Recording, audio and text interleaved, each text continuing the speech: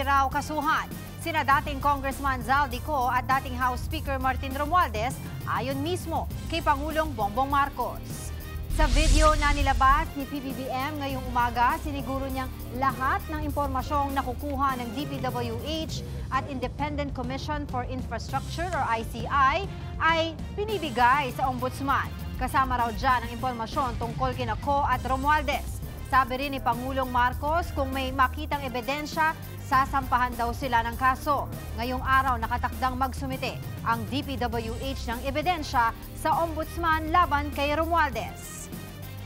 Ito ay tungkol sa mga impormasyon ng dating Speaker Martin Romualdez at saka ni Zaldico. Pag nakita lahat ng ebidensya, baka mag-file ng kaso ng blunder o anti-graft o indirect bribery. Malakas naman ang loob natin na yung ombudsman, ang ginagawa lamang ay sumusunod sa ebidensya. At kung saan tayo dinadala ng ebidensya, doon pupunta ang ating investigasyon.